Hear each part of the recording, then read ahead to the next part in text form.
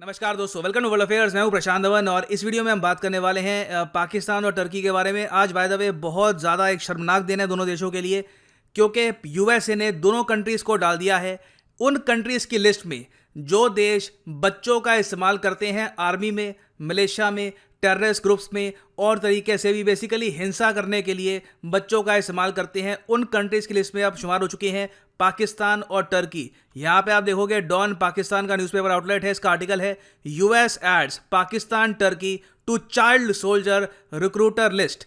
इसके under obvious ये बात है सैंक्शंस भी लगेंगे, मगर सैंक्शंस वगैरह सब आप अगर भूल जाओ, आप वैसे भी सोच कर देखो, एक चीज़ होती है कॉन्शियंस, अंदर की एक ह्यूमैनिटी होती है।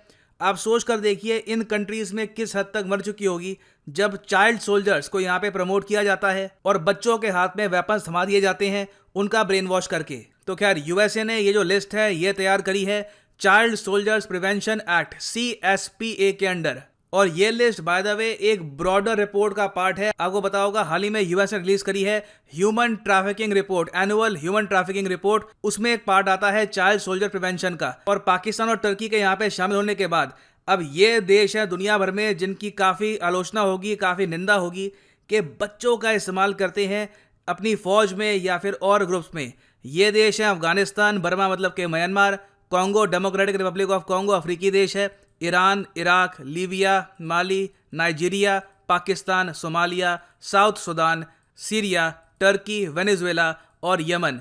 इवन नॉर्थ कोरिया भी यहाँ पे आपको नहीं मिलेगा। और मैं आपको ये बता दूँ, जब आप उस रास्ते पे हो जहाँ पर किम जोंग उन भी चलने से शर्माए, तो मतलब कि कहीं ना कहीं आप बहुत ज़्यादा गलत काम कर रहे हो। अब यहाँ पे आप पूछोगे कि सैंक्शन कौन कौन से लगे हैं और क्या यहाँ पर टर्की और पाकिस्तान सैंक्शन से बच सकते हैं अभी भी? तो इसका आंसर है हाँ, बच सकते हैं, मगर पहले ये जान लो कि इस लिस्ट में अब तक कौन से कंट्री बहुत ही लंबे समय से हैं। कॉन्गो, सोमालिया और यमन, ये 3 देश तो इस लिस्ट में आपको मिलेंगे सिंस 2010। उसके अलावा पिछले 10 साल में आप अगर देखो तो यहाँ पर ऐड हुए हैं ये देश Afghanistan, Iran, Iraq, Libya, Mali, Burma, Nigeria, South Sudan, Syria. Pakistan यहाँ पे नई एंट्री है टर्की के साथ। टर्की ने तो देखो इतिहास यहाँ पे रचा है, पहला नेटो देश जिसको ओपनली यूएसए ने कहा है कि आप चाइल्ड सोल्जर्स का इस्तेमाल करते हो अपने काम निकलवाने के लिए। तो टर्की के लिए तो देखिए मैं कहूँगा यहाँ पे एक काफ़ी बड़ी एक इंसल्ट है उनके लिए। पाकिस्तान को भी आप अगर देखो, बाय द वे पाकिस्तान में लोग इसको मान के चल रहे हैं कि अब तो यूएस बदला लेगा मिलिट्री बेस ना देने का। पाकिस्तान में इस लिस्ट को लोग सीरियसली कंसिडर कर नहीं रहे। वो कह रहे हैं कि हाँ अभी तो देखो कोई बड़ी बात नहीं है, इन द फ्यूचर FATF की ब्लैक लिस्ट में भी डाल दे, क्योंकि यूएस ऑब्वियसली काफ़ी फ्यूरियस होगा जिस तरीके से पाकिस्तान के PM ने ये कहा कि हम चाइना के साथ खड़े हैं, हम नहीं देंगे आपको मिलिट्री बेस। एक बात होती है कि चुपचाप क्वाइटली मना करना, एक बात होती है कि दुनिया की एक बड़ी महाशक्ति को बार बार ललकारना। मुझे पता नहीं इमरान खान ने ये क्यों किया था, honestly does not make any sense, मगर खैर बाकी पाकिस्तानी भुगतेंगे इसकी वजह से। अब अगला क्वेश्चन यहाँ पे आपका ये आएगा कि चाइल्ड सोल्जर जब यूएस कहता है तो इसकी डेफिनेशन क्या है? देखो, कोई भी पर्सन जो 18 साल से कम आयु का है, जिसको आज के समय उस कंट्री में वहाँ पे जो उनकी आर्म फोर्स है, मिलिट्री, एयरफोर्स, नेवी, वहाँ पे यूज़ कर रहे हैं, पुलिस में इस्तेमाल कर रहे हैं और एनी अदर सिक्योरिटी फोर्स में भी इस्तेमाल कर रहे हैं, तो उसको ये लोग मानेंगे एक चाइल्ड सोल्जर।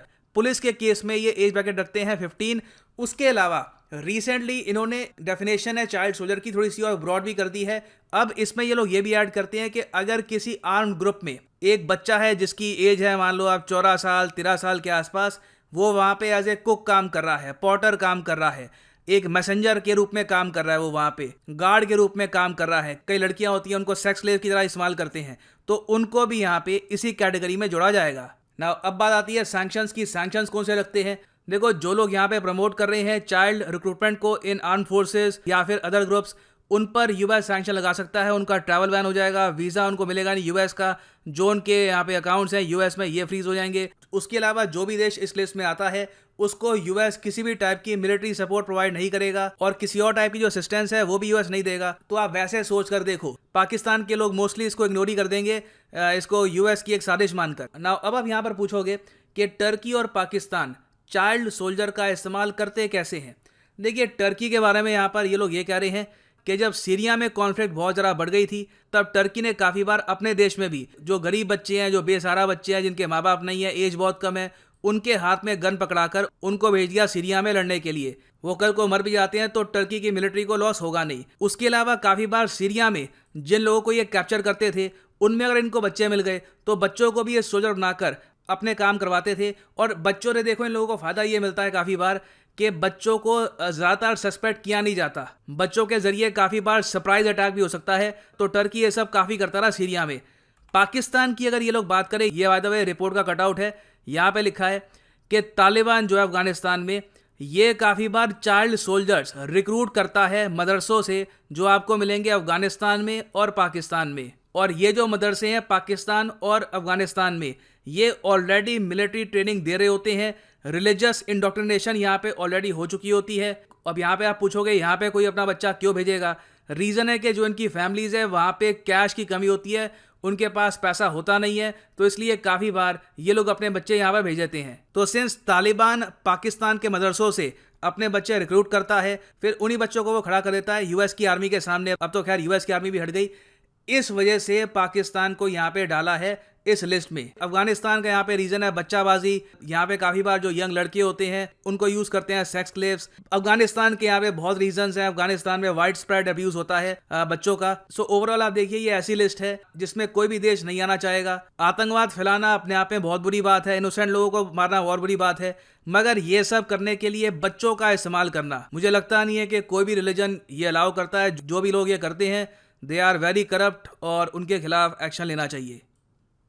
और फाइनली यहाँ पर मैं ऐड कर दूं कि आप किसी भी एग्जाम के लिए प्रिपेयर कर रहे हैं, अगर आप फॉर एग्जांपल प्रिपेयर कर रहे हैं फॉर यूपीएससी, तो सिंपली जाओ unacademy.com पे या फिर अनअकैडमी की जो ऐप है गूगल प्ले स्टोर से डाउनलोड कर लो और यहाँ पे क्लिक करो इस लिंक पर यूपीएससी सीएसई गेट सब्सक्रिप्शन। और यहाँ पे आप परचेज कर सकते हैं प्लस या फिर आइकॉनिक कोर्स। दोनों कोर्सेज में पूरा सिलेबस कवर होता है। आइकॉनिक कोर्स में बस आपको मिलेगा एक मेंटोर जो इंश्योर करेगा कि पैसे देने के बाद आप 1-2 महीने के अंतराल के बाद ठंडे ना पड़ जाएं और कोर्स को भूल ना जाएं। तो मोटिवेशन के लिए बहुत इंपॉर्टेंट है पर्सनल कोच। और जो 24 मंथ का कोर्स है मैं कहूँगा ये काफ़ी अच्छा है अगर आपका टारगेट है यूपीएससी 2023। सो यूज़ करिए यहाँ पे प्रोमो कोड PG10।